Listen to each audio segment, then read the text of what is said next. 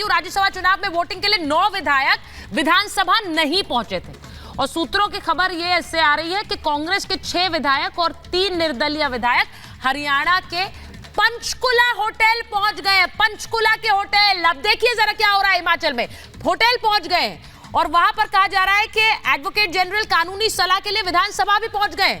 पंचकुला में विधायकों को कड़ी सुरक्षा के बीच रखा गया है। अब ये विधायक है जिनको पंचकुला में होटल में रखा गया। अमरदीप हमारे साथ जुड़ रहे हैं। अमरदीप बताइए जरा, वहां तो बहुत एक्शन तेज हो गया है, होटल तक पहुंच गए विधायक। अमरदीप को आवाज नहीं आ रही मुझे लग रहा है। अमरदीप बताइए एक्शन क्या हो रहा है वहां?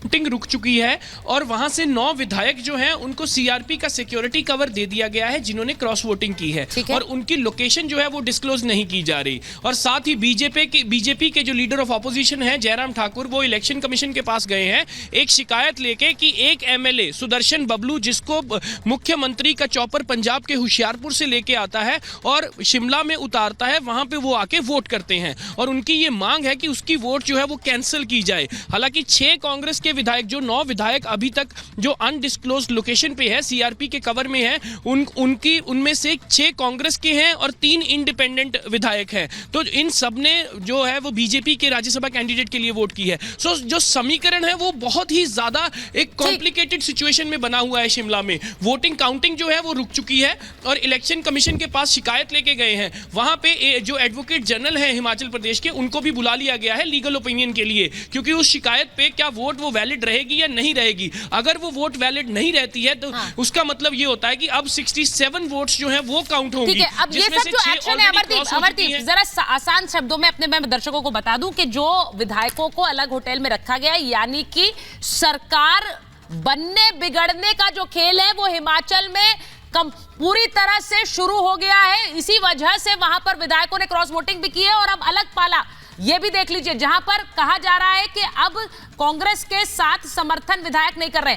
भाटी जी वापस आ गए हमारे साथ, नाराज होकर उठकर चले गए थे। भाटी जी, मैंने कोई सवाल नहीं पूछा, आपकी नाराजगी की वजह मुझे नहीं पता क्या थी, लेकिन मुझे यह बता दीजिए कि मैं तो यहाँ खबर ही दिखा रही हूँ, वहां जो आप कर रहे हैं, जो बीजेपी कर रही है, दोनों पक्षों की बात रखी जा रही है। मुझे जरा बता दीजिए इस वक्त क्या चल रहा है समाजवादी पार्टी के खेमे में? नहीं, देखिए, नाराजगी सवालों से नहीं, किसी राजनीतिक आदमी को होनी नहीं चाहिए। आप कड़वे से कड़वे सवाल पूछिए उनसे, लेकिन उनको जवाब देने का मौका तो दीजिए। आप प्लीज बोलिए। मैं लगातार आपसे रिक्वेस्ट कर रहा हूं, जो जफर इस्लाम साहब कह रहे थे, बिल्कुल गलत, मुझे गलत कोट कर रहे थे वो, तो मैं आपसे 10-15 सेकंड आप मुझे दे देती तो कोई आफत नहीं आ जाती। भारतीय जनता पार्टी की तरफ से जो लोग बैठते हैं उन्हें पूरा भाषण करने का मौका दिया जाता है। हमें 30 सेकंड 35 सेकंड बुलवाओगे, हमको तो आपका भी भाषण बहुत अच्छा लगता है। प्लीज बोलिए, पहुंच ही नहीं पाती। बोलिए प्लीज बोलिए। कितना देर तक बोला? मैं तो बहुत थोड़ी सी बात की। सुनीता जी, इस तरह की डिबेट करनी होगी, आप हमें मत बुलाइए। नहीं, आप बोलिए ना, मैंने ऐसा कुछ नहीं कहा है, वो बात रख रहे थे, अब आप उस पर बोलना चाह रहे हैं तो बोलिए ना भाटी जी। अब उनके सवाल पर आप जवाब देना चाह रहे थे, अब समय है ना, बोलिए प्लीज। जफर इस्लाम साहब ने कहा कि मैंने कहा और आपने भी कहा कि लालच में विधायक चले गए। मैंने तो कोई भी बात कही नहीं। मैं तो कह रहा हूं जो इस देश में अब हो रहा है इस पे भी कोई चिंता जाहिर करेगा। आपने तो महिमा मंडन तो कर दिया कि 24 के चुनाव के वो मिलता है इससे। ये जो जोड़ तोड़ की जा रही है, जो तिकड़म की जा रही है, ये जो बेईमानी की जा रही है, पहली बात तो ये वोटर लिस्ट में वोट काट देंगे। फिर जिस दिन पोल होगा उस दिन लाठी बजाएंगे, वोट नहीं डालने देंगे। फिर काउंटिंग में बेईमानी करेंगे। फिर उसके बाद भी विधायक जीत जाए तो विधायक को खरीद के सरकार बनाएंगे, और अगर विधायक बिके नहीं तो उन्हें मुकदमों से डराएंगे। ईडी से, इनकम टैक्स से सीबीआई भेजेंगे, उनके खिलाफ मुकदमे दर्ज कराएंगे, और जैसे ही वो बीजेपी ज्वाइन कर लेंगे उनके मुकदमे की फाइल बंद कर देंगे। सुप्रीम कोर्ट ने कहा है कि चंडीगढ़ चुनाव में लोकतंत्र की हत्या हुई है। किसने कराई है? मोदी सरकार ने कराई है। भारतीय जनता पार्टी की सरकार लगातार लोकतंत्र की हत्या कर रही है। इलेक्टोरल बॉन्ड को असंवैधानिक करार दे दिया सुप्रीम कोर्ट ने। कोई चैनल, कोई पत्रकार बीजेपी से और सरकार से सवाल पूछने की हिम्मत करेगा?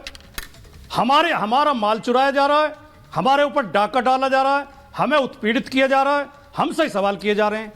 सवाल उनसे करो नहीं जो चोरी कर रहे हैं। भाटी जी, सवाल सबसे होंगे, ऐसा नहीं है, सवाल सिर्फ आपसे हो रहे हैं। जफर साहब से भी मेरा सवाल है और जफर साहब से वही सवाल पूछा था जो आपने कहा था और वही सवाल पूछ रही हूं। ये मैंने ये भी बोला कि अंतरात्मा की आवाज अचानक से जाग गई, आपने शायद सुना नहीं है। और मैं फिर से कह रही हूं, सवाल दोनों तरफ से है, क्योंकि वहां तो अभी काउंटिंग रोक दी गई है, लेकिन काउंटिंग पूरी होगी, उसके बाद आरोप भी दोनों तरफ से लग रहे हैं। जफर जी जवाब दे दीजिए, भाटी जी ने गंभीर आरोप लगाए। देखिए, भाटी जी के पास कुछ कहने को नहीं है तो ये इस तरह के आरोप लगाएंगे। हकीकत तो है कि आपके पार्टी में आपके विधायक जो आपके टिकट से जीत के आए हैं लेकिन आपसे खुश नहीं है, तो कहीं ना कहीं इन प्रवक्ताओं को समझना चाहिए ना कि अपने अपने आका मालिक जो आपके पार्टी के लीडर हैं उनमें कुछ कमियां हैं कि वो जोड़ने में असफल रह रहे हैं। भाई आप उनको छोड़ के सिर्फ परिवार की चिंता कर रहे हैं तो जाहिर है आपको कहीं ना कहीं इस बात का अंदाजा हो रहा है कि आपने देखा भी कांग्रेस के प्रतिभा जी क्या बोल रही थी, लोगों को वायदे किए गए, क्या किए गए, लोग दुखी हैं। तो आप अपने सरकार को बचाने के लिए आप गलत गलत वायदे कर रहे हैं, आप लालच दे रहे हैं, मंत्री बनाएंगे, संतरी बनाएंगे। भाई मंत्री संतरी तो 15% बन सकते हैं ना, बाकी तो विधायक और ये एमपी रहना है। हमारे पार्टी में भी तो है, क्या हम लोग 100% मंत्री बनाते हैं? अरे हम तो 15% भी नहीं बनाते हैं, लेकिन सब लोग एकजुट होकर रहते। क्यों? हम एक विचारधारा, एक देश के हित में काम करने वही कहा कि पॉलिसी होती चाहिए नेशन फर्स्ट, परिवार फर्स्ट नहीं। जब आप परिवार फर्स्ट रखिएगा तो ये आपको देखने का, ये दिन आपको हर दिन में बार बार देखने पड़ेंगे, लेकिन अच्छा, नेशन फर्स्ट रखिएगा। मैं एक बार बता दूं कि दो तरफ, दो खेमों में इस वक्त एक्शन तेज है। एक तरफ हिमाचल में जहां पर कहा जा रहा है कि सुक्खू सरकार पर क्या संकट है, दूसरी तरफ यूपी में अब 7 और 2 उम्मीदवार बीजेपी और 2 समाजवादी पार्टी, ये तो साफ तय लग रहा था, लेकिन जो 10वां उम्मीदवार है यानी कि जो 8वां बीजेपी ने उतार दिया, उसे लेकर जो खेमेबाजी हुई है वो खुलकर सामने आ रही है।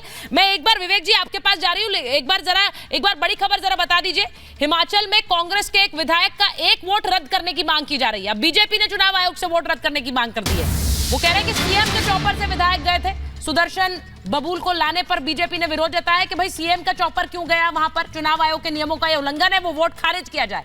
तो दोनों तरफ से जोर आजमाइश है, बीजेपी भी, कांग्रेस भी, वहां समाजवादी पार्टी भी, और होनी भी चाहिए। मैं एक बार जरा विवेक जी आपके पास आ रही हूं, जरा मुझे ये बताइए कि वहां पर लेफ्ट ने राहुल गांधी को एक तरह से छोड़ दिया, वहां पर उम्मीदवार उतार दिया वायनाड में, तो वहां पर आप छोड़ रहे हैं, बाकी जगहों पर भी लोग साथ छोड़ रहे हैं, हो क्या रहा है? नहीं, कोई किसी को नहीं छोड़ रहा है। INDIA बिल्कुल सॉलिडली खड़ा हुआ है, कश्मीर के अंदर इकट्ठे हो गए हैं, PDP भी साथ में है, NC भी साथ में है, कांग्रेस भी साथ में है, और कुछ राज्यों में अकेले लड़ रहे हैं। दिल्ली के अंदर आम आदमी पार्टी कांग्रेस का गठबंधन हो चुका है, गुजरात में हो चुका है, गोवा में हो चुका है, तो ऐसा नहीं है। बिहार के अंदर है, यूपी के अंदर समाजवादी पार्टी कांग्रेस बिल्कुल इकट्ठे साथ खड़े हुए हैं। तो ये नहीं है, ये तो देखिए शुरू से होता आया है। कुछ राज्यों में हमेशा लोग आपस में लड़े हैं, लेकिन केंद्र में हमने समर्थन दिया है। हम तो बंगाल और केरला में कांग्रेस के खिलाफ होते थे, लेकिन 2004 में हम लोगों ने कांग्रेस की सरकार को, यूपीए को खड़ा किया। लेफ्ट ने 64 मेंबर पार्लियामेंट से हमने समर्थन दिया, क्योंकि हमारा मानना है कांग्रेस बड़ी पार्टी है, सेकुलर पार्टी है, और कुछ भी हो एक कंट्रीब्यूशन देश के सोशल फैब्रिक को बचाने में है। तो जो सेकुलरिज्म का एजेंडा है उस पर सभी पार्टियां एक हैं, अपने मनमुटाव को हटा करके। जहां तक केरल का सवाल है, अभी देखिए पत्ते खुले नहीं है। तो राहुल गांधी कहां से लड़ेंगे, क्या लड़ेंगे, लेफ्ट साथ है नहीं है, अब हर चीज मीडिया पे या हर चीज जाकर के बीजेपी के एनालिसिस से नहीं जाती है। बस इतना जरूर याद रखिएगा कि INDIA इकट्ठा है और राहुल गांधी एक रेस्पेक्टेड बोलने से नहीं चलेगा ना। आपने पत्ता काट दिया राहुल गांधी का और उसके बाद आप कह रहे हैं कि हम साथ हैं, हम साथ हैं, हाथ पकड़ के चल रहे हैं, ये तो नहीं होगा। नहीं, दिखा कुछ रहे हैं, कर कुछ रहे हैं, ये तो सामने आ रहा है।